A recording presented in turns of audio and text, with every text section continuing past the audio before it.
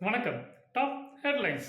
நடிகர்கள் ஸ்ரீகாந்த், கிருஷ்ணா ஜாமீன் மனு தள்ளுபடி செய்தது சிறப்பு கோர்ட். கருணாநிதி வரலாற்றை திணிப்பதில் முதல்வர் குறி. அண்ணாமலை குற்றச்சாட்டு. இரண்டாவது டெஸ்ட் இரட்டை சதம் விளாசினார் சுபன் கில். கிருஷ்ணகிரி அருகே சிறுவன் கடத்தி கொலை, 2 பேர் கைது.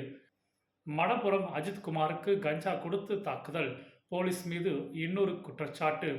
இது என்ன போலீஸ் ராஜ்யமா? சென்னை ஐகோர்ட் கேள்வி. ஜனநாயகத்தின் தாயாக இந்தியா திகழ்கிறது. கானா பார்லிமென்ட்டில் பிரதமர் மோடி பெருமிதம். இந்தியாவில் ஹாக்கி விளையாட பாகிஸ்தான் அணிக்கு மத்திய அரசு அனுமதி.